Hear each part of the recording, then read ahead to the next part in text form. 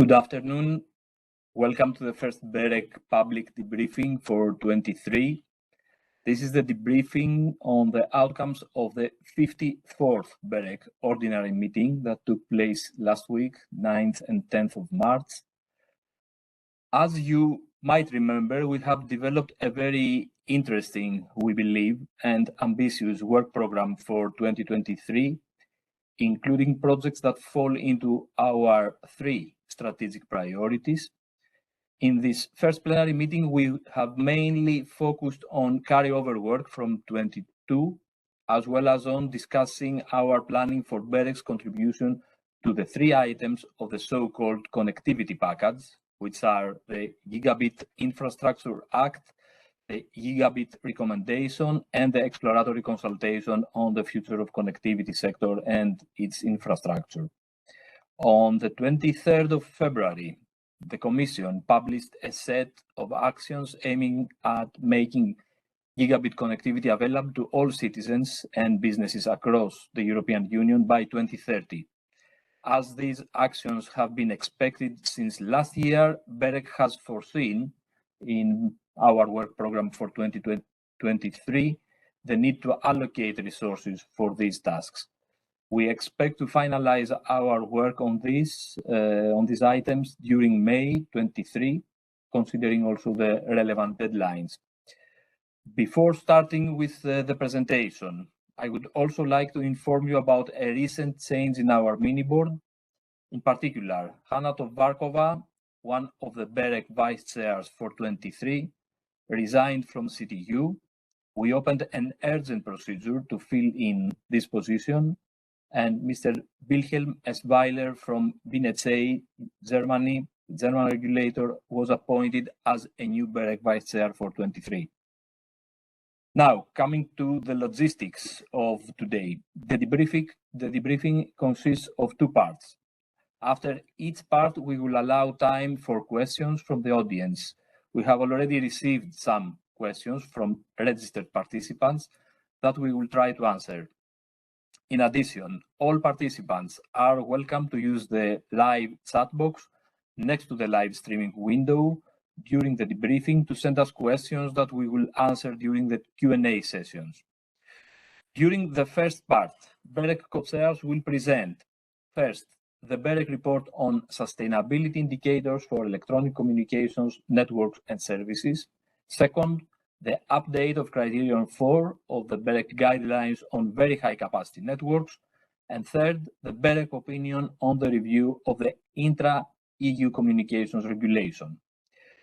While during the second part, we will have presentations about the BEREC report on comparison tools and accreditation, the BEREC work program outline for 2024 and the relevant early call for inputs, as well as information about the 11th BEREC Stakeholder Forum, and some more updates from our side. So with this, I will first give the floor to Katerina and Sandrine, the co-chairs of Sustainability Working Group, for the first presentation. Good afternoon. We are delighted to present to you BEREC draft report on sustainability indicators for electronic communication, networks and services.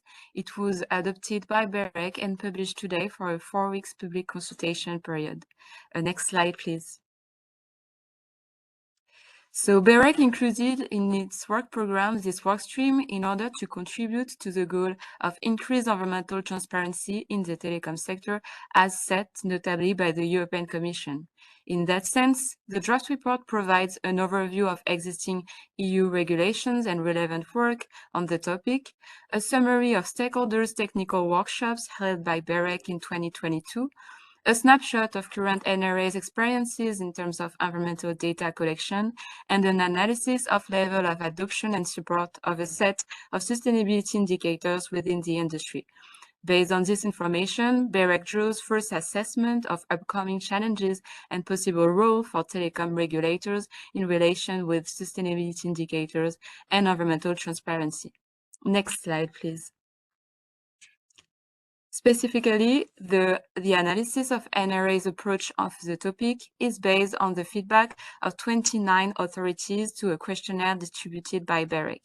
Among the main takeaways, we can outline that for now, no specific mandate at EU level is setting a harmonized frame regarding environmental data collection for electronic communication networks and services. Nonetheless, NRAs reported that collection of traditional market data could be useful to do calculation on environmental impacts, for example, the data traffic, sales volume, or number of mobile sites. Besides, 4 NRAs reported to collect environmental data on telecom players already now with different formats depending on the national context. And the sustainability indicators collected by the mentioned national authorities mostly relate to energy consumption, greenhouse gases emissions, water consumption, and the share of recycled, reused products. Next slide, please. Furthermore, the draft report also covers an analysis of main sustainability indicators already in use or permitted by industry players based on the feedback of 80 private respondents to BEREC questionnaire. Among the main results, we can quote that the most used indicators by the industry players surveyed by BEREC are the ones related to energy, greenhouse gases emissions, e-waste, water consumption, and recycling efforts. And most relevant indicators in the view of the companies surveyed are the ones related to energy, greenhouse gases emissions, and distribution of recycled, reused, refurbished products. Thank you. I will now give the floor to Katerina. Good afternoon also from myself. I would like to present the preliminary assessment, the draft report reached on the sustainability indicators. Thank you for the slide. The environmental transparency in electronic communications is one of the crucial needs. Comparable and standardized data on the environmental footprint of the electronic communications networks and services are necessary for the public administrations, for industry, as well as for the end users. Multi-criteria assessments and data based on the product or organization environmental footprint methodologies can provide a trustful image of the environmental impacts of the ICT. The industry has already launched significant environmental transparency initiatives. That being said, we still need to have more data published, including in open data format. Harmonization of standards and some technical challenges are still to be addressed with this aim. NRAs do have a role to play to support the harmonization of methodologies and also setting definitions of indicators. Their feedback also includes the call for a clear mandate for a collection of environmental data in the sector. We can go to next slide, please. Thank you. The draft report also presents a table of 21 indicators with necessary information on their current use across BEREC members and with first feedbacks from the economic players. It should serve as a toolbox for further work and reflections, of course, not preempting any future analysis on the topic by BEREC or by other bodies. These 3 categories of indicators are presented on the slide. The first tier of indicators includes those which are already collected by at least one NRA of BEREC and which benefit from a significant support from the industry, such as energy consumption, GHG emissions, or recycled or reused products distribution, or also water consumption. The second tier gathers indicators that are not yet collected by an NRA, but which are having a medium support from the industry, where we can mention, for example, recyclability, repairability, heat recovery, or also land use. The third tier is composed of indicators not collected by NRA and which are having only a low support and adoption from the industry, such as ecological and human toxicity and eutrophication. So this is in a shortcut about our report. Thank you very much for your attention, and we will be happy to respond later to all your questions. Thank you.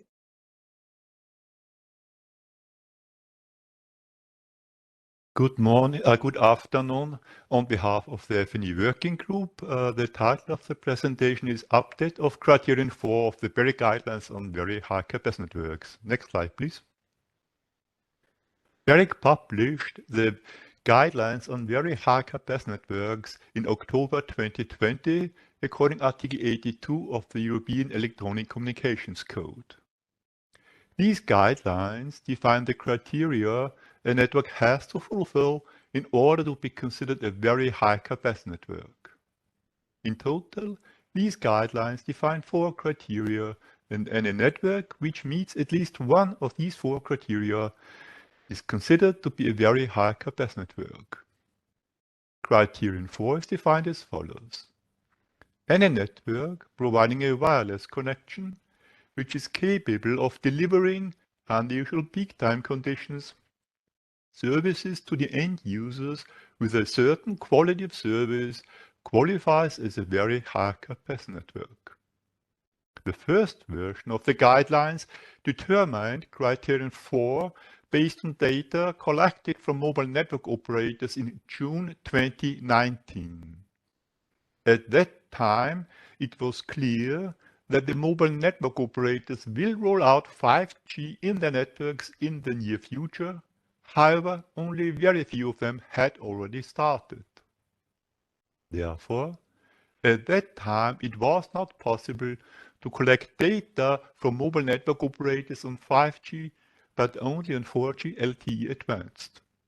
Therefore, the first version of the guidelines already states, since it was not yet possible to take 5G fully into account for the release of these guidelines, as it has not yet reached mature deployment and significant penetration, BEREC intends to update criterion 4 as soon as possible and not later than 2023.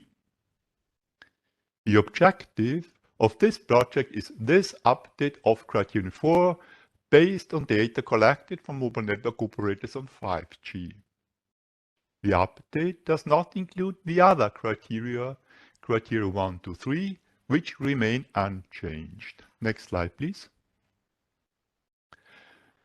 The new version of the guidelines determines criterion 4 exactly as in case of the first version of the guidelines.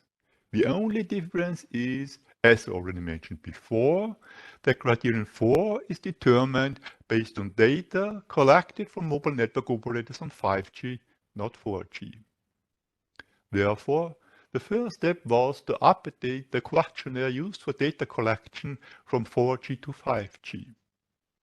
In addition, it was necessary to slightly adapt the definition of the term data rate in order to ensure that the BEREC guidelines on very high capacity networks remain consistent with the BEREC guidelines on the implementation of the Open Internet Regulation, which were updated last year. The questionnaire was distributed to the mobile network operators at national level by the NRAs. The data collection took place between May and June last year. In total, BEREC received completed questionnaires from 44 mobile network operators. Next slide, please. The result of the analysis of the questionnaires received are as follows. 19 questionnaires have been taken into account. The other questionnaires have not been taken into account for the following reasons. 6 operators informed in their answers that they have not yet rolled out 5G in the mobile network. 4 operators informed that they do not have the data as requested. And the answers from 8 operators show that the data they reported does not meet the conditions defined in the questionnaire, and 7 operators did not confirm this. The following aspect has also been taken into account in the determination of criterion 4. The 5G networks are new, and at the time of data collection last year, the mobile network operators were still rolling out 5G in their network. Therefore, the 5G networks may not have been fully used.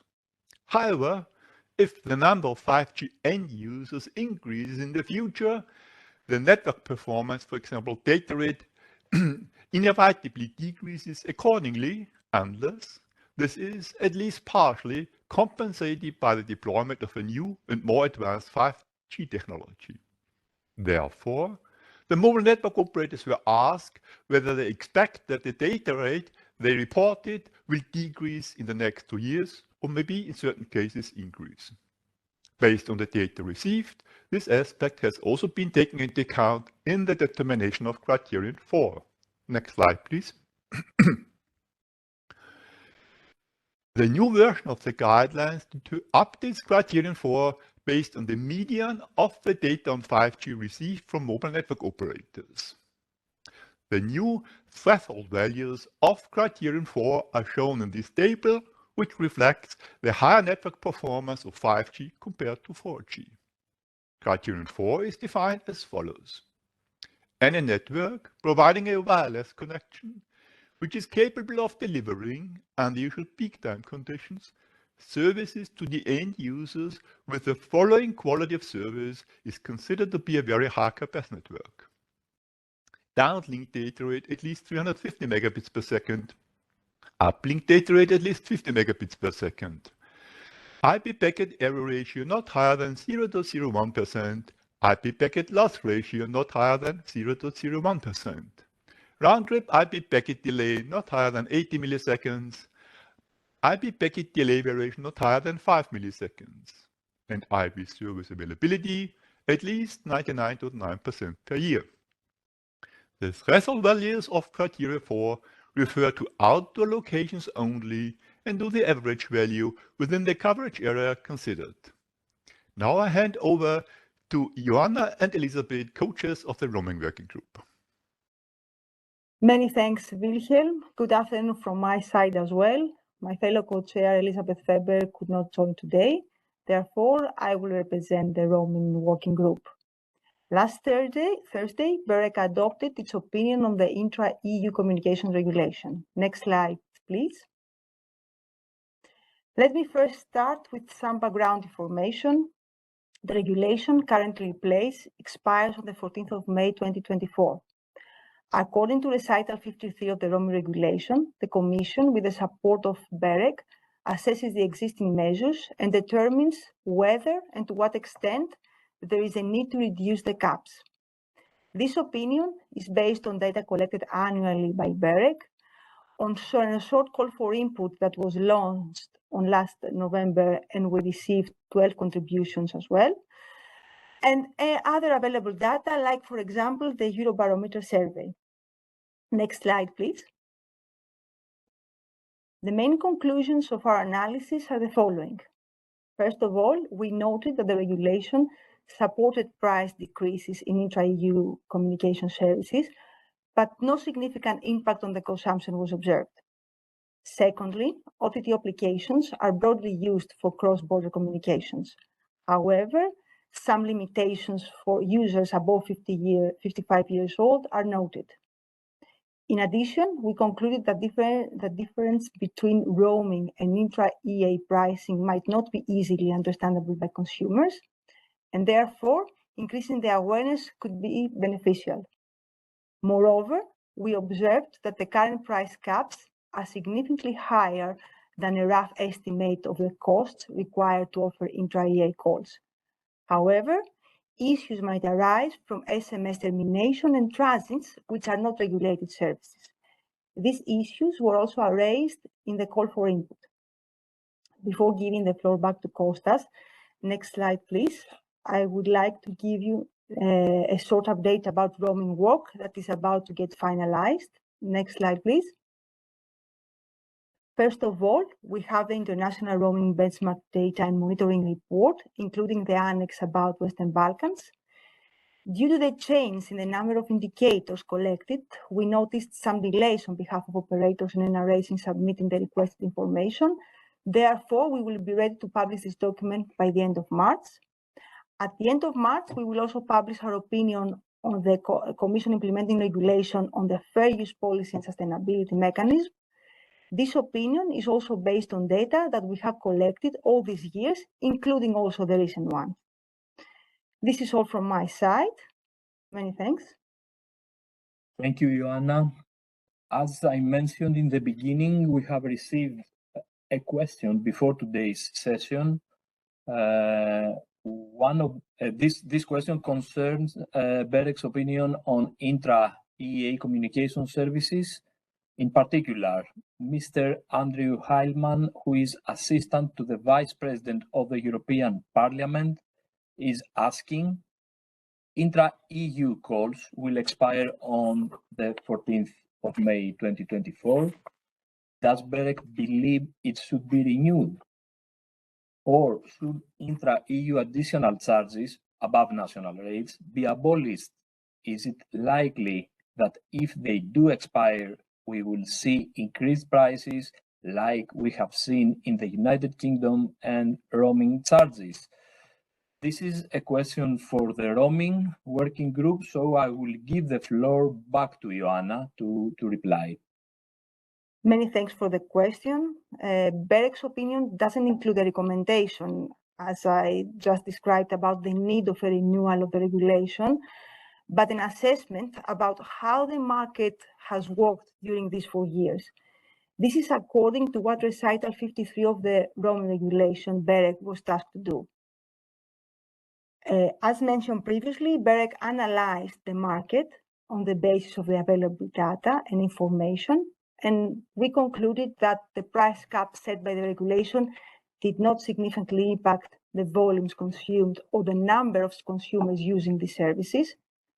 And users saw steadily increasing preference for free of charge number-independent communication services as a substitute to intra-EA communication services. And for voice services, there is a margin between the current price cap and the estimated costs. I could also add that as the roaming market has different characteristics and regulatory framework than the intra-EA communications market, it's not safe to reach any conclusion about how the intra-EA communications market will evolve by just looking at the roaming market after Brexit. Thank you. Thank you, Ioanna. Now let's move to the questions from the chat. So I can see one question from Joachim. I cannot see any details about his organization. The question says, will BEREC answer question by question to all the 62 questions of the European Commission questionnaire regarding the future of the electronic communication services sector? Well, this has to do with the consultation launched recently by the Commission. We are at the early stages of our work towards preparing our response to the consultation. We consider also the option of preparing a 10 pages comprehensive document to summarize our response, our contribution to the consultation, but we will also consider answering at least some of the questions included in the questionnaire. So, I do not see any other questions in the chat. So then maybe we can now move to the second part of the debriefing. I will give the floor to Indre and Marina, co-chairs of the BEREC End Users Working Group, who will present the final BEREC report on comparison tools and accreditation. Hello, everyone. On behalf of End Users Working Group, I'm going to present the report on comparison tools and accreditation. Next slide, please. The background of the obligation lies in Article 103 of Electronic Communication Code, which establishes a new obligation to NRAs to ensure the possibility the end users to have access to at least one independent comparison tool. Features the tool must meet are as follows. So first, it should at least have a capability to compare internet access service and publicly available number-based interpersonal communication services. It should be free of charge. The office should be focused on the consumers. It should be based on transparent criteria, accurate and up-to-date. and it should be opened, meaning that every provider would have a possibility to provide the data there. Next slide, please. Regarding price comparison tools, there might be electronic communication code establishes two possible ways to go with that obligation, meaning that the independent comparison tool might be prepared and developed by NRA itself, or commissioned by third party, or it could be certified the existing mechanisms in the market. Regarding the survey that was circulated in the year 2022 in June among 36 countries, we have results received from 27 countries, and fact-finding situation is as follows. We have 15 countries that already had independent comparison tool in their countries. 8 of them were fully compliant with the provision of electronic communication code. It is mostly accessible via website. 2 countries declared that they have even additional capability to access comparison tool via app. Next slide, please. As mentioned before, there is another possibility that NRA might ensure the obligation to establish comparison tool or ensure the certification process being in the market. And only 5 countries out of 28 countries have answered that they have such certification mechanism. 4 countries declared that they have no plans to introduce certification regime because they have chosen the previously mentioned alternative. Next slide, please. What we have main findings regarding the comparison tools. We can see that comparison tools vary among the countries and they are implemented in different ways. Countries usually choose different information to compare, including prices or tariffs of incurring charges, price of equipment, installment charges, and so on. What was also pointed out in the report, what are the main challenges that countries are facing? And we can see a few of them that was stressed in the report.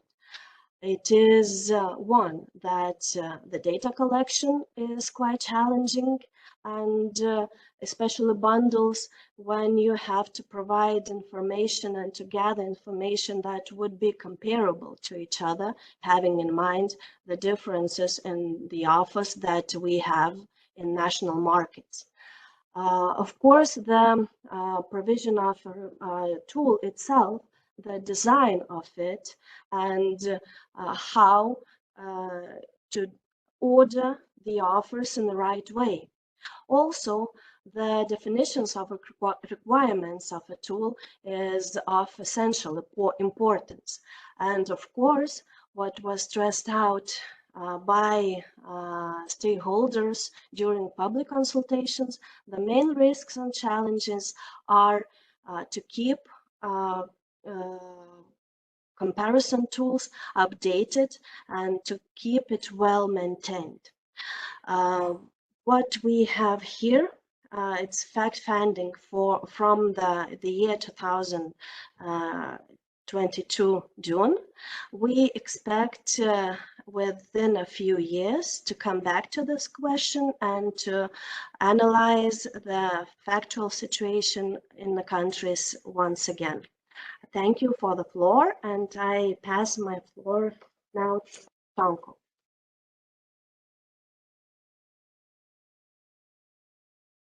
Thank you, Indra. I will shortly present the BEREC work program for 2024. Please, next slide. So our program for 2024 is based on the same objectives of the EECC as our previous working programs. So these are promotion of connectivity and access to very high capacity networks, promotion of competition and efficient investment, contributing to the development of internal market, and promoting the interests of the citizens of the Union. Next slide, please. So where are we now? This is the timeline of the main activities. Today, we actually launch a call for input from the stakeholders, and it will be opened till 14th of April this year. In the middle of that, we will have our stakeholder forum. Later on in the year, on our plenary free, there will be adoption of the draft of the working program for public consultation. And then, of course, after public consultation, we will have the adoption of the final working program during our fourth plenary meeting at the end of the year. Next slide, please. So when we launch this call for inputs from the stakeholders today, what do we expect? Well, we obviously expect the suggestions and ideas from the stakeholders. We would like to know what they think about market development and how can BEREC contribute to this market development. As I mentioned before, deadline for this input is April 14th, 2023, COB. Of course, we need your contact details, title of your proposal, short description of the proposal, and how is this proposal related to our strategic priorities. Next slide, please. So we will be very happy if you register and join us. The BEREC Stakeholder Forum will be held on 30th of March 2023 in Hotel Le Plaza, Brussels. It will also take place online. There will be meet and greet session with our co-chairs in the morning and the conference in the afternoon. Next slide, please. So here you can see the program of the conference, morning sessions with co-chairs, and in the afternoon, the conference. We will have opening and our traditional Q&A session with the chair and incoming chair. And we prepared some panels we hope you will find interesting. So it's a panel with about accessible future for end users with disabilities, presentation of the Data Act, and also panel on the future of regulation in digital era. Of course, after closing remarks, we will have a short networking reception. Next slide, please. Thank you, and back to you, Kostas. Thank you, Tonko. I'm really looking forward to the BEREC Stakeholder Forum in a couple of weeks in Brussels. Now, before moving to the second Q&A part of today, I would like to give you some further BEREC updates. First, I would like to inform you that BEREC has now decided about its representation to the DMA high-level group by appointing the 5 members of the BEREC mini board and Mr. Klaus Steinmaurer from RTR Austria as an additional member. Second, I would like also to inform you that due to the recent decision of the European Court of Justice about Kosovo's NRA participation in BEREC, we are reviewing the relevant working arrangements with all 6 Western Balkans NRAs and the Ukrainian NRA. And we will have more to discuss about this after the second plenary in June.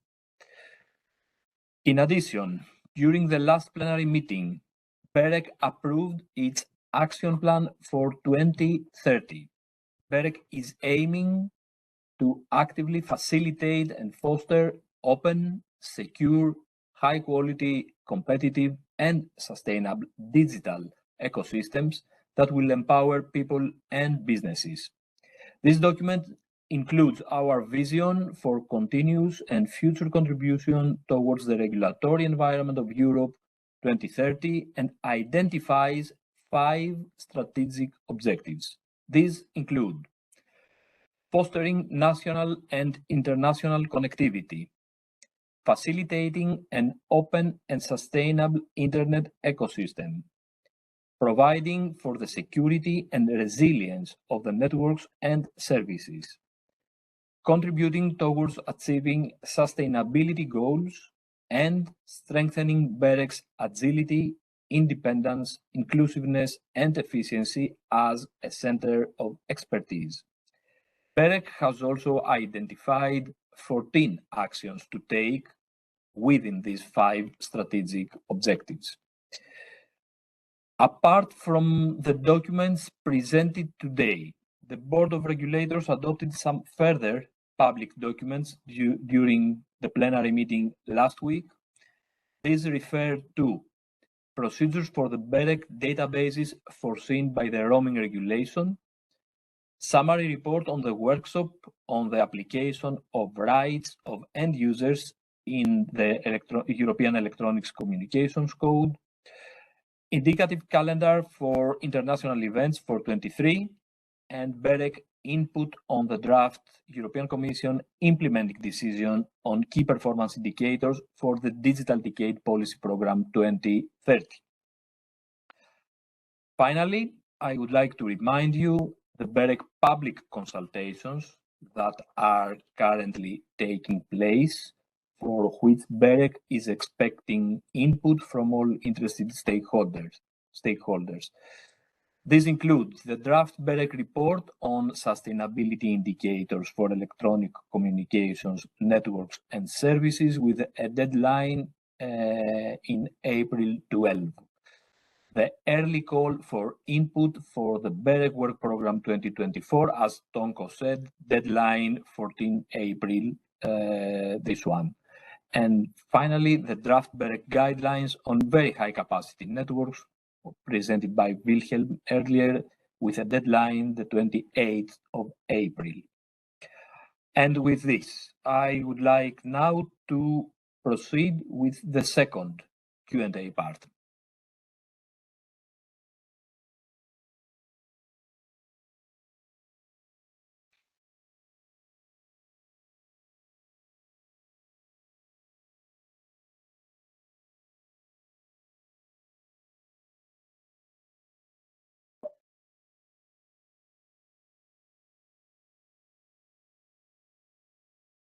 Okay, now I can see one question in the chat. This is Luke Hendricks from ECTA. Could you provide the status about the BEREC opinion on gigabit recommendation? Well, we are in the process. We have foreseen in our work program for 2023 a PRD, a project for preparing our feedback, our opinion on the gigabit recommendation. And we are in the process of preparing our opinion, and this will be most probably ready by the end of April.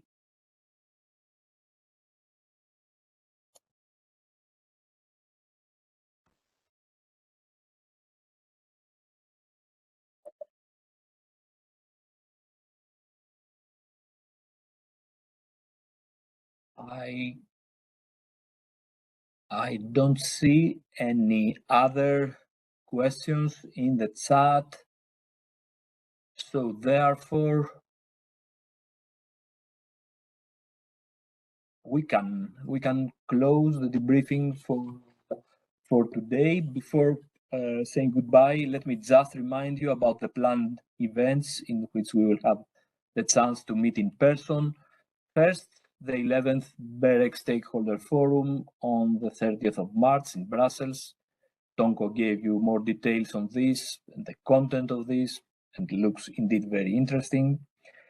And then we will have the next BEREC Public debriefing following our plenary meeting 2 in June, on the 14th of June in Brussels.